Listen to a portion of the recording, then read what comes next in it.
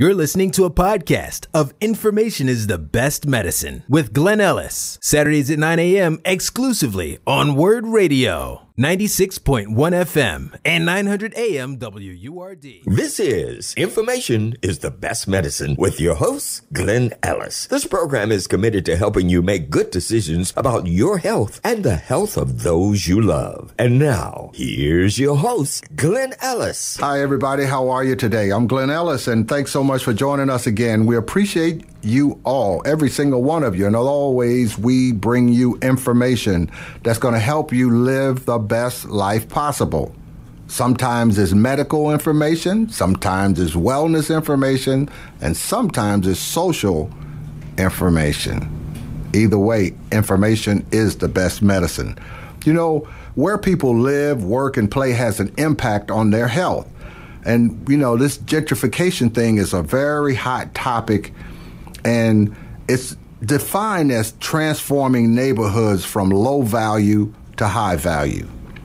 And longtime residents of those neighborhoods face financial distress. They find themselves with loss of community services, overcrowded, substandard housing conditions, and studies indicate that they become more vulnerable to things that cause them to have shorter life expectancies, higher cancer rates, more birth defects, greater infant mortality, and a higher incidence of asthma, diabetes, and heart disease. In addition, there's evidence that shows that these populations have an unequal share of residential exposure to hazardous waste such as lead. And we all know about that story. Now, while much of this discussion about gentrification is focusing on how to homogenize and how it creates racial tensions and property values and all those kinds of things, what's happening to those people who are pushed out or marginalized within their original communities? That's what we're finding is the real question that needs to be answered. Now, in his latest book, The New Urban Crisis, Dr. Richard Florida, who's one of the world's leading urbanists, and we'll explain that a little later, he says that the Back to the City movement that was ushered in by the young, educated, affluent, and white population has resulted in a winner-take-all kind of urbanism. And it has a small group of winners, and as many of us know, a large group of losers. Now, for everybody out there listening to this program today, wherever you are on 5 different continents around the world, in 27 states within these United States of America, and in 16 different countries, 17 actually, because California is a separate country, so I can't call it a state, actually. But anyway, today we're going to learn, based on the book that Dr. Florida has written, we're going to learn about this new urban crisis, how our cities are increasing inequality, deepening segregation, and failing the middle class, and what we can do about it. Now it's time for you to call somebody whose health and well-being you care about, because I'm Glenn Ellis. Dr. Richard Florida is here with us, and as always, our ancestors are listening, because information is the best medicine. And we are ready to go. We're back, and time to get started. As I mentioned this morning, we're grateful and fortunate. We have a man who is considered one of the world's leading urbanists. Now, that's a term that most of us can't go home and say, Mom, what's an urbanist? So anyway, he's going to explain that to us. But his name is Dr. Richard Florida, and he's a researcher and a professor. Right now he's at the University of Toronto, where he's a university professor, director of cities. He's a distinguished fellow also at New York University's Schack Institute of Real Estate, and a visiting fellow at Florida International University. Now, he's a writer and a journalist, and he's written several great best-selling books, and his work is very well respected around. However, today we have him here to really look at something that he just recently published. His latest book is called The New Urban Crisis, And the subtitle is How Our Cities Are Increasing Inequality, Deepening Segregation, and Failing the Middle Class, and What We Can Do About It. So Dr. Richard Florida is here with us, and good morning to you, sir. How are you? It's a pleasure to be with you today. Thanks for having me. It's our pleasure, trust me, and I'm sure as this program goes on, you'll realize we're getting the best end of this deal. Thank you. It's very kind. So can you begin by helping us to become a little smarter so we can go around and know what it means when people say, I'm an urbanist? What is an urbanist? Well, an urbanist means I study cities, and I study urban areas. And, you know, as I tell the story in my book, I was born in 1957 in Newark, New Jersey. And I saw that city as a young boy explode into riots. I saw the streets burn. In fact, I was driving with my father one day he was taking me, he wanted me to learn. I wanted to play guitar, but he wanted me to actually take a lesson. And the shots rang out, and I I heard the shots, and he made me get down on the floor of his old Chevy. And the people said, and I saw tanks in the street and armored vehicles. And I think I wanted to understand what caused the city to explode. I was very affected by, obviously, the civil rights movement, the student movement, the women's movement of the 1960s, and all of that seemed to be about our cities. And then I watched my city, Newark, hollow out. I saw jobs and people move to the suburbs and poverty become concentrated. And so when I went off to college, I got a scholarship to study at Rutgers College in New Jersey. After I messed around with a couple of other subjects like pre-med and decided I didn't like it, I really decided that I wanted to devote my life to studying why cities decline. And then fortunately, I can't believe it, but fortunately over the course of my life, we've seen cities come back. So that's what an urbanist does. It's somebody who studies cities and urban areas and both their opportunities and their challenges. And so let me kind of ease into our conversation about your current book about the new urban crisis.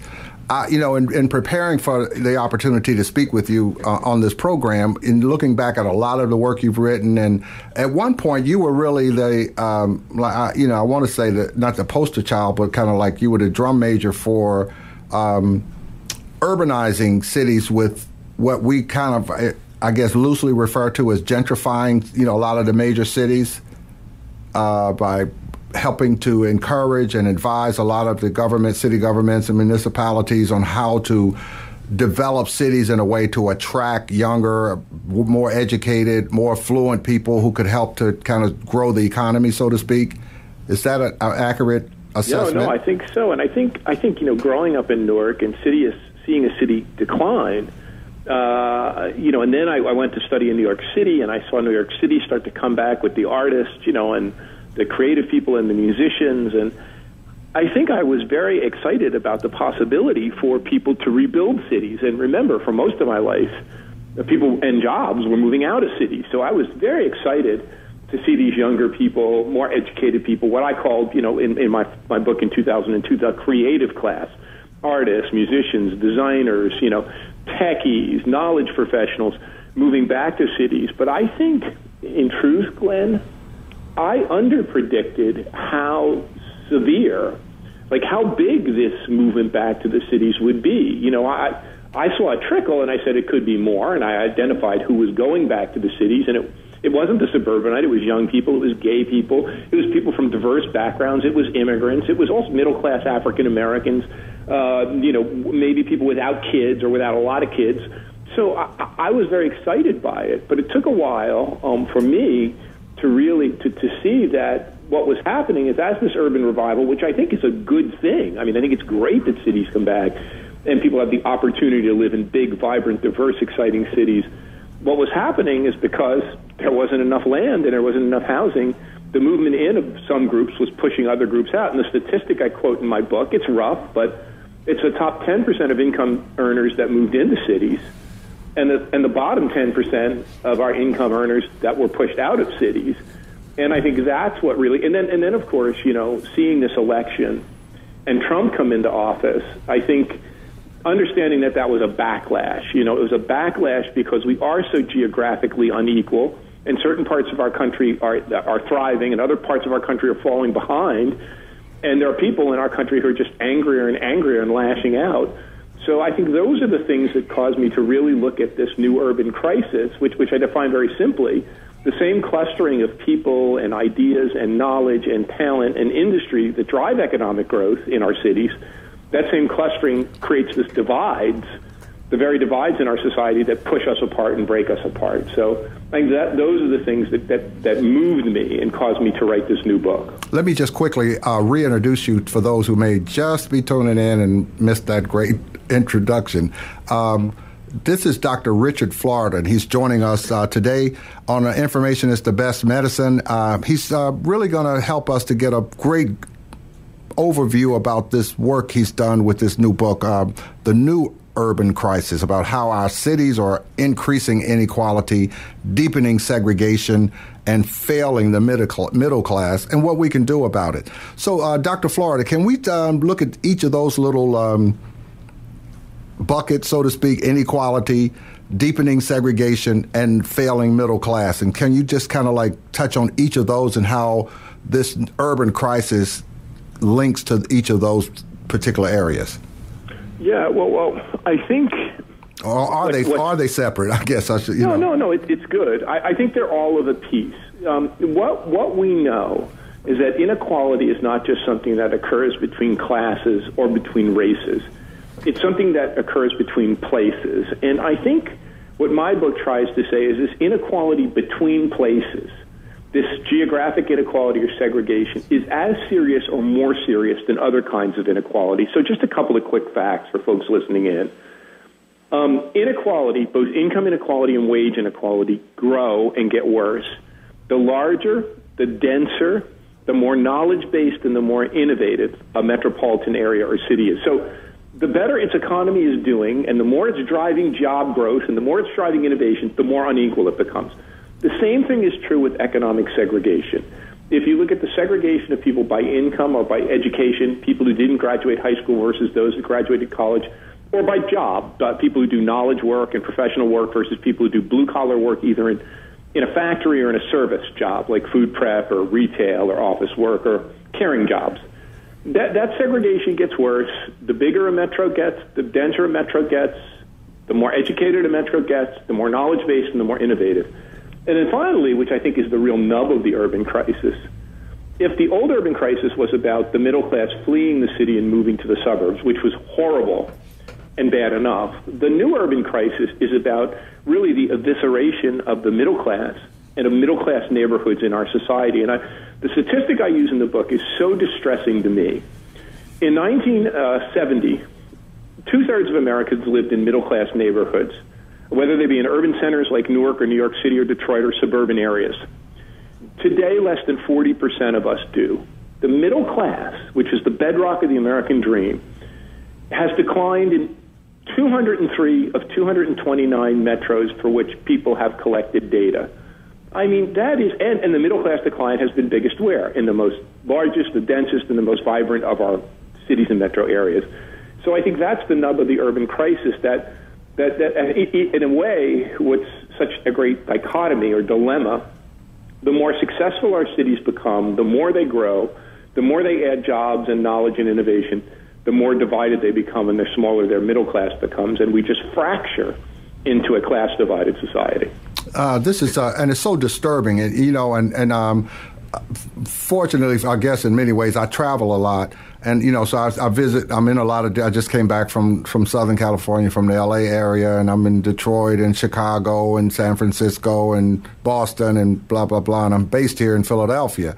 And so it's really disturbing, quite candidly, Dr. Florida, when I look at the degree of both segregation and exclusion that is resulted from a lot of this influx and this thriving of these creative classes, and this program being directed at particularly to try to help to empower people on improving the quality of life and their health and their well-being, and from medical points of view, I just see the direct connecting of the dots with that sort of thing. And so I look at right now, and if I can use Philadelphia as an example, how we have such a great world-class medical system here in Philadelphia in terms of the hospital, University of Pennsylvania and Thomas Jefferson, and these are world-class places like what's the name? Children's Hospital of Philadelphia, top in the world, and yet we got highest infant mortality rates. We got a HIV/AIDS rate 5 times the national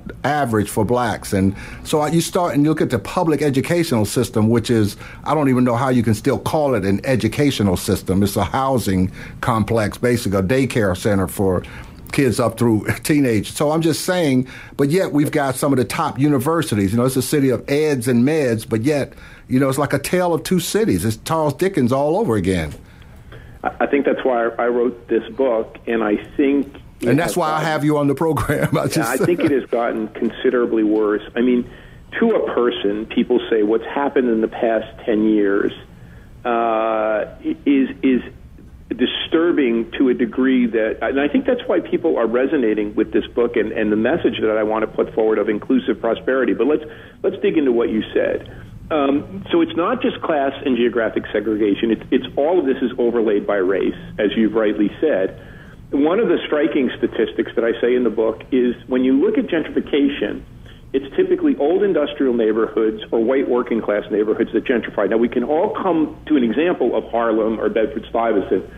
When a neighborhood is 40 or 45% black, it tends to stay in concentrated and extreme poverty. I mean, to me, that is probably the most distressing finding that I report in the book, that this overlay of race and class and neighborhood has generated a concentrated and extreme poverty in our society, which is a tale of two cities, a white, middle-class, professional city where people have access to private goods, private schools, private whatever, and a sinking minority in black city. So we look in the book at research on racially concentrated poverty. I mean, racially concentrated poverty at these two extremes has grown, and then you factor in the horrific white backlash from Trump. Don't even get me started on the racism there. But I think you're right. Now, one thing that I think is a good sign, and I don't want to say this is a perfect sign.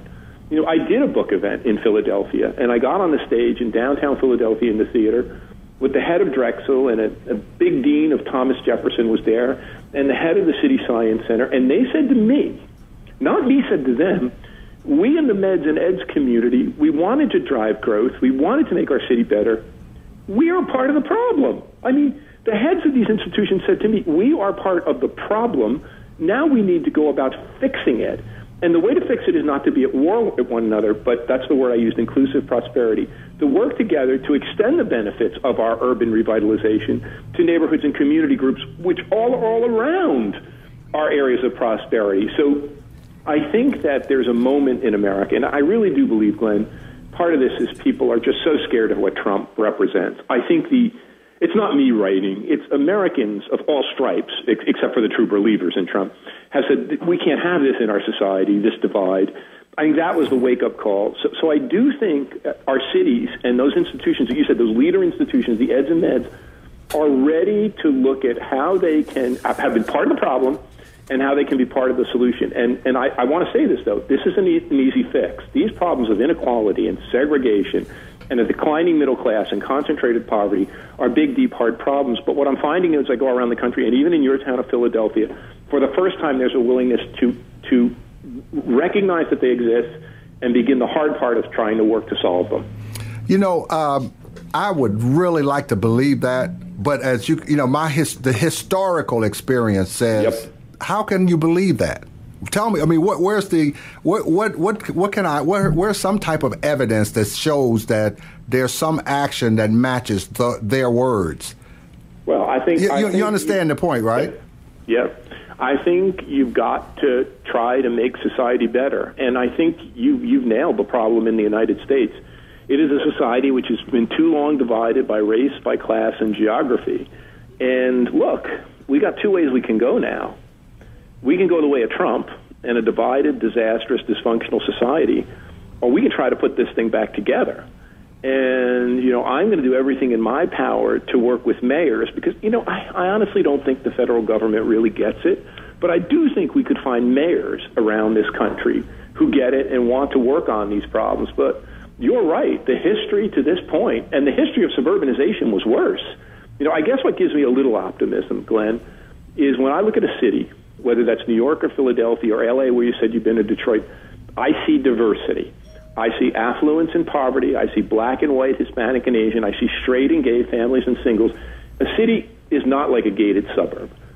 So my hope is that the politics of this, the contestation of this, the diversity of viewpoints will get through to mayors like de Blasio, get through to mayors like Sadiq Khan in London, get through to mayors like Anne Hidalgo in Paris, get through to mayors like Eric Garcetti in L.A.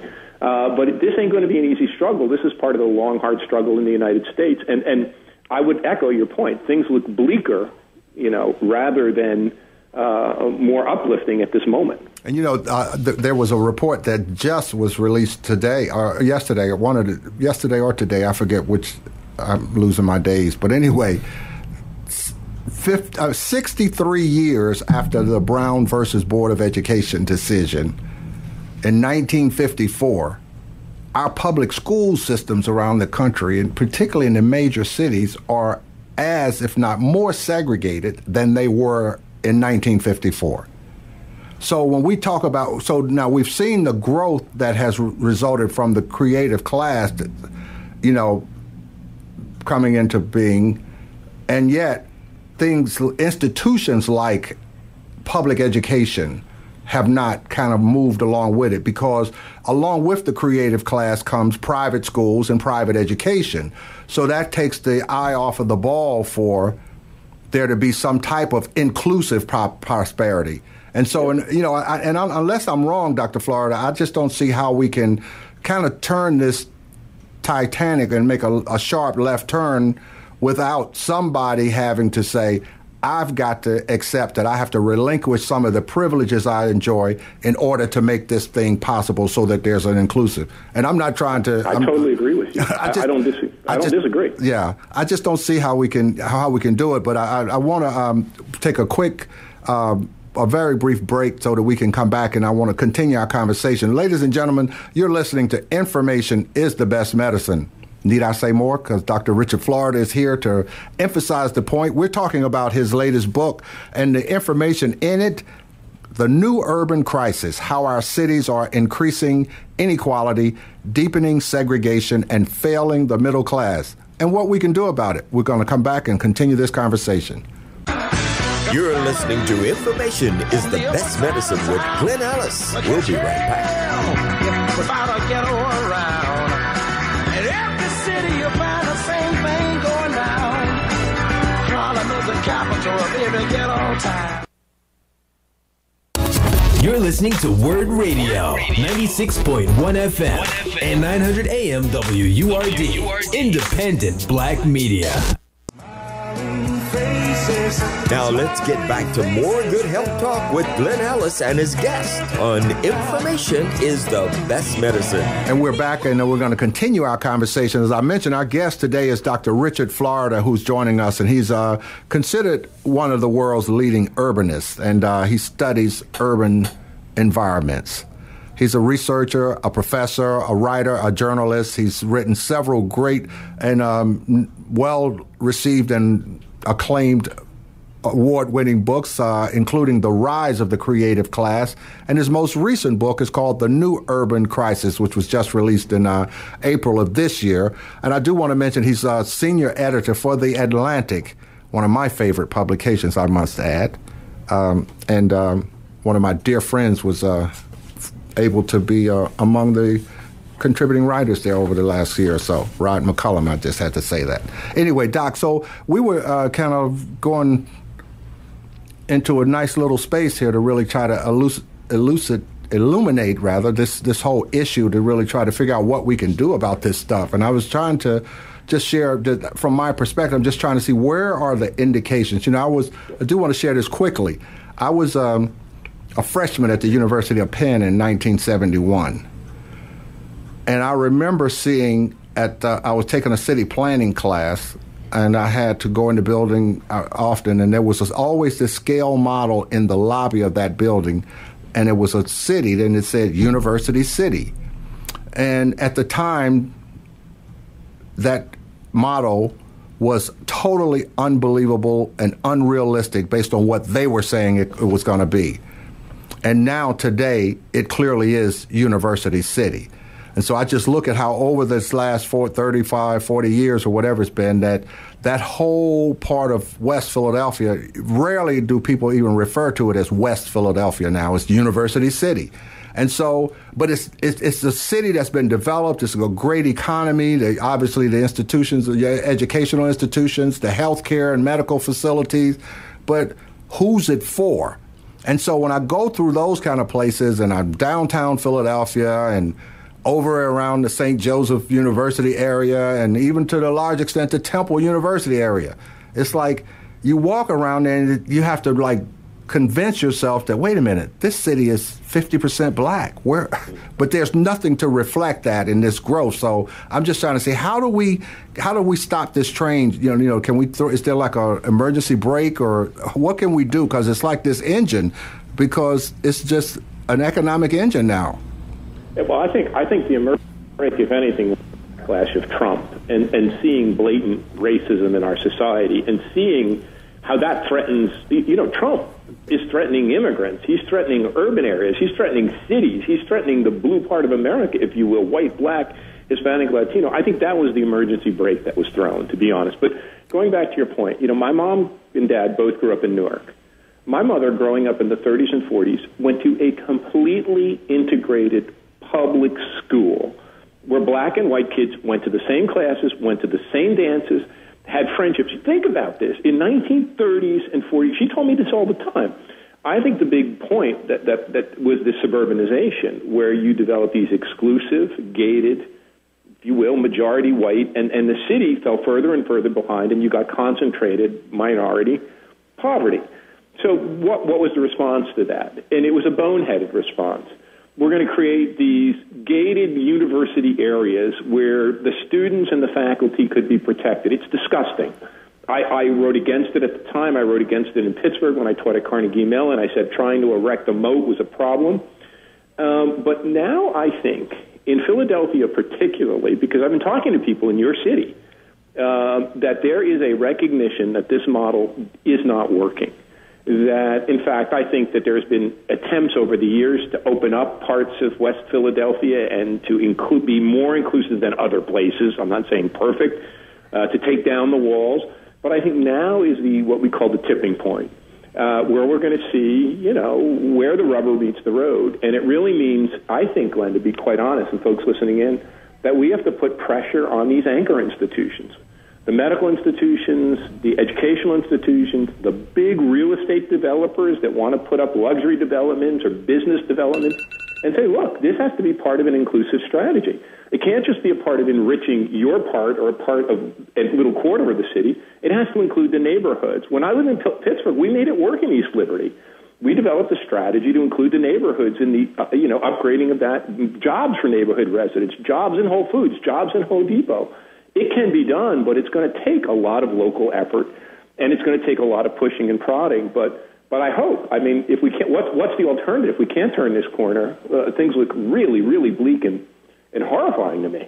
Well, Dr. Florida, and by the way, let me just, once again, ladies and gentlemen, Dr. Richard Florida is my guest today, and he is a university professor and a director of cities at the Martin Prosperity Institute at the University of Toronto, a distinguished fellow at NYU Sachs Institute of Real Estate, and a visiting fellow at Florida International. He also serves as senior editor for The Atlantic, where he co-founded and serves as editor-at-large for City Lab.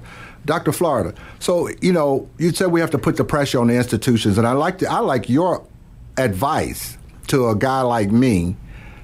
How do I make a change, somebody like me make a change or increase that pressure that you indicate without, is there any way, let me rephrase, is there any way to avoid, because I do it anyway, but I'm constantly like some angry black guy who's like trying to play the race card or a troublemaker, or, it's like, it's easy, and I know I'm being dismissed, and that's the easiest way to do and not have to deal with and confront some of the real realities.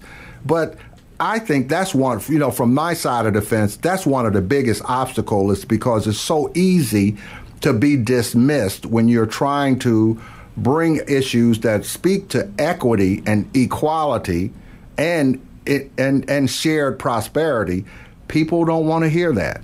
So my message is an attempt at this, and it's being well received by mayors, by city leaders, by university heads, and I think to marry the message about equity with a message of prosperity and innovation and growth, and say, look, we're not going to say you can't have your innovation and your growth, but if you want to grow Philadelphia, if you want to grow San Francisco, if you want to grow LA, it ain't going to grow anymore on your exclusive gated strategy. It is only going to grow because the political backlash to that is too horrifying. It's only going to grow by including people and lifting many more boats. So that's, I think, the message. And I think it means taking, and I don't do this, I'm just as guilty as you. I'm the angry white liberal looking at Trump venting on my Twitter account, 23 hours a day. So I think we have to look at our local areas where we can make a difference, our neighborhoods, our communities, get involved and push on a joint agenda and say, look, we can make a city work for all of us. Will it be easy? No. But we can do it. We can turn that corner. And in the book, I lay out the plan. We need more affordable housing. We need more affordable rental housing. We need better schools in urban areas for everyone. We need a universal basic income. We need better jobs, especially those caring and service jobs, have to pay a living family-supporting wage. But we did that for white working-class men in factories. We can do it for women and minorities in service jobs if we have the will. So I lay out a plan, and I think this is the only way we're going to keep our country whole. If not, our country's going to go back to the kind of civil war with these two groups warring at one another. Yeah. And that's not feasible. So we've got to get our act together and do something that brings us together in our communities. Yeah. And so in your opinion, as we kind of wrap up, I know your time is limited, and we do appreciate you. Do you think this race thing is insurmountable in a draft? I mean, it's clearly a huge, if not the underpinning of most of this stuff in many ways. Is it insurmountable, in your opinion, based on your experience, your work, your observations? I mean, do you think it's really insurmountable? So it's what shaped me as a boy. It was watching the ugliness and brutality of race in my city of Newark and not understanding it. And as a kid, fighting with my uncles, my Italian uncles, about how they could have these beliefs, wanting to study it and understand it. And I think I was naive, Glenn. I think I thought it was going away, but it was under the rug. It wasn't going away. My cousin, who still lives in Bloomfield, he's 75 years old. He was a poverty worker. He was on the barricades in the civil rights movement. He said when he goes to his barbershop now outside of Bloomfield, he hears it. He didn't hear it for 20 years, but now he hears it. Yeah. So I think I was naive, to be quite honest. I think I thought we were growing into this more. And Obama, president, could you believe? Like, jubilation. We had a party in Toronto where we live. We had all of Toronto partying for Obama's election. But let me say this to you. And go ahead. So I think the backlash has reaffirmed an ugly side of America. And yes, I do think it can go away, but it's going to take a lot of hard work. Well, here's my skepticism is based on, as you laid out your background. Mine is growing up in Birmingham in the 60s, right? Yep. In segregated. See, and my mother went to segregated high schools, as I did, as I drank out of colored water fountains and all of that stuff, and went to doctors who had colored exam rooms and colored waiting rooms. And so all of that's my experience. So I wasn't surprised. Trump is not a new appearance for me. You know, we've experienced the character. He's just the latest iteration of that character, in my opinion. Yep. And one of the reasons I gravitate so much to your work is because it is so accessible for solutions, because at the end of the day, our victories with the civil rights movement were based on what we did in Birmingham that resonated, and what we did in Selma, and what we did in Little Rock, and all, so it's really at the municipal level. See, I can determine, I want to know who are the people that's going to make sure my streets are paved. I'm sorry, go on. One other thing I would add, when I look at the creative class, why I developed that, not based on education level, but based on creative output. If you look at the history of creativity in America, one lens is the white Anglo-Saxon or whatever inventor like a Jobs or a Gates. The other lens is Louis Armstrong, Charlie Parker, John Coltrane, Jimi Hendrix, the people who I loved as a boy. So we have a society in which a lot of our creativity came from the black community and came from the bottom up. So you take those two threads together and you put them together and you say, how does America survive? It only can survive by overcoming this. And it's been a long struggle, I mean, since the Civil War. But I have to think that if we keep struggling and keep fighting, we can push against it. But, you know, I can tell you, when I live in Toronto half the year, Toronto's a very different place than America. And when you come to a place that doesn't have that legacy of race and segregation, it is a different kind of place. It has its own issues with race, don't get me wrong. Every place has an issue with race, but it is a very different kind of society. Okay, I got you. Well, and so you're saying keep hope alive. Yeah, and I think I think you said it though. Birmingham, Selma, Little Rock, especially today. I don't think we're going to change this divided country. I think our best work is going to be at our local level, our local cities, making the changes that can benefit and pay off to people in their neighborhoods, and making sure that we get beyond this tale of two cities. And that's where I think the politicians can grasp it. A politician who's a local mayor or a local council person can grasp the fact that we can no longer go down this road of a tale of two cities. I think the national level, given what I see there, is a much harder nut to crack. And that's what I got out of your book, and I really think that because see, we can hold accountability and we can have standards for those people who are local school boards and local city council, the local mayor. Those people are right. That I think it does us a disservice when we redirect too much, disproportionately, our energy and attention to what's happening at 1600 Pennsylvania Avenue. If we focused on our concerted energies being applied to who's representing us, driving policies, what we expect, and how that, I think we would see a lot of these problems resolved and start to at least turn around. And our allies are there. I think when you look at who are the more liberal, small L, progressive people of all races, the people who want to see positive change, who want to build on the legacy of the struggles of the 60s and the Obama victory, they're urbanites. They're not suburbanites. So you have more natural allies and a more natural coalition at the local city level than you do trying at the state legislature, which is kind of a backwater. I think that's where the natural coalition and allies in this struggle across races, across classes, across ethnicities lie. So that's where I would say we work at the local level and neighborhood level, and we put people on the hook and we tell them they've got to move towards a more inclusive prosperity if we want a great city and grow and be inventive and strong and create good jobs for everybody. And I just think that you're hitting the nail on the head. I just see that the ripple effect is just what happens to the quality of life and the social determinants for the wider community and those people who are basically marginalized, looking at these health indicators, looking at the educational attainment. I think I was somewhere in the mid 40% range is where they measure the high school graduation rates here in Philadelphia. And that's done over a 6-year period. The 4 years are so low, they have to do it over 6 years. And so, but when you look, we got 128 colleges and universities in the Philadelphia region, and those who graduate couldn't even probably qualify to pass the admission test to get into any of those universities. So we got to start to really address this on a local level, and really I think our energies are best suited there. Yeah, and I just want to say that it's not going to be easy. We are now at a point with Trump in office, with the Republicans in control of both houses of Congress, with the Republicans in the control of a majority of state legislatures across this country. We're in a low point. But then people say, well, Florida, you went from upbeat to gloomy. I'm not gloomy. I'm actually upbeat because I do think this process of people moving back to cities, wanting to be more in diverse environments, understanding that the local level is a better, more reasonable level to put political action. I'm optimistic that over the next 10 to 15 years we can start to turn this around.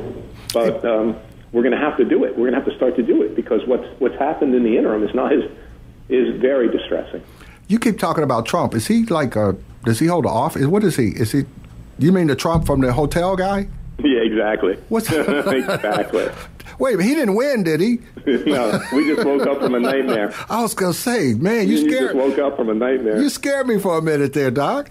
Yeah. So anyway. And hopefully he won't be in office too much longer, but But I think that's what we got to do. We've got to. The only way we're going to build a really inclusive nation is to start at these cities and urban areas like Philadelphia, like Detroit, and all over the country.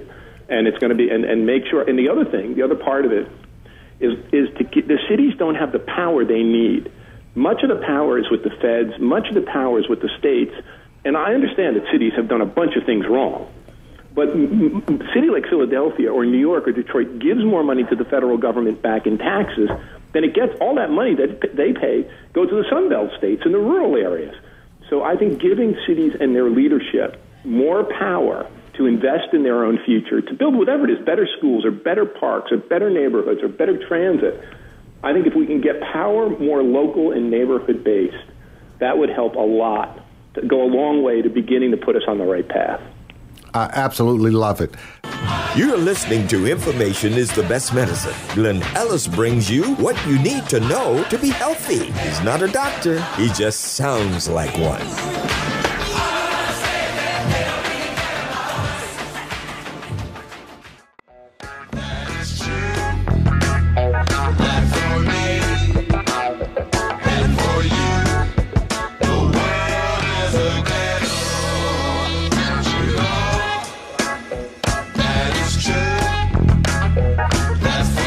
Now let's get back to more good health talk with Glenn Ellis and his guest on Information is the Best Medicine. I'm going to respect your time and your generosity with it by joining us this morning. Dr. Richard Florida has been our guest this morning, one of the world's leading urbanists. And I know what it means now. I know what an urbanist is. He's a researcher, professor, a writer, and a journalist.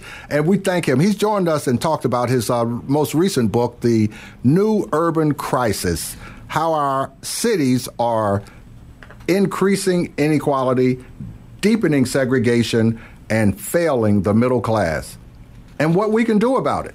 We thank you for joining us. Dr. Florida, before you go, unfortunately, I must share with you that we do something. We got a little ritual here that we ask our guests. Actually, we don't even ask. I don't think you have much of an option now. Before you go, I need you to raise your right hand. Yeah. I need you to solemnly swear or affirm that you're going to come back and join us again. I will. I swear. I will. And I want to thank you for having me on. I want to thank you for asking me tough questions about the reality of our nation, about race and class and place, and for pushing me, as well as the rest of our society, to do what's necessary, because I think it's only by this kind of constructive dialogue and by a mutual back and forth and by you pushing and me pushing back that we're going to get to a better society. So I want to thank you for having me on and being such a great host and a great, I would say, constructive critic of my ideas. I appreciate that. Oh, wow. Thank you so much. That's kind of you. And as I said when we started the interview, the discussion rather, and conversation, it's important that people like you are able to talk to people like me and the listeners of this program, because you have the expertise and the information that's critical for our empowerment on how we can be proactive and engaged in shaping our own destinies. Oh, thank you very much. Pleasure being with you. All the best to you and your family, and enjoy those two little girls. Thank you. All right, Bye-bye. Take care. You have been listening to another broadcast of our wonderful, I think it's wonderful. This has been a plum-pleasing pleasure, as Les Brown would say. I'm Glenn Ellis, and we've just had a great conversation with Dr. Richard Florida, and just talking about gentrification and how the components of just gentrification, which is the influx of this young, affluent, well-educated, well-skilled, and highly technologically trained, white, mostly, group of people, and what the impact of the success of that has done to the rest of us. And according to Dr. Florida, that has resulted in an increase in segregation, an increase in inequality, and a increasingly failing middle class. But there are things we can do, and we got to keep it local, and we got to stay focused, and we got to keep our foot on the gas. Until the next time, this has been Glenn Ellis, and I want you to make sure you don't carry nothing that might be a load. Just ease on down the road. take good care of yourselves, and live the best life possible. You've been listening to a podcast of Information is the Best Medicine with Glenn Ellis. Saturdays at 9 a.m. exclusively on WURD Radio, 96.1 FM and 900 AM WURD.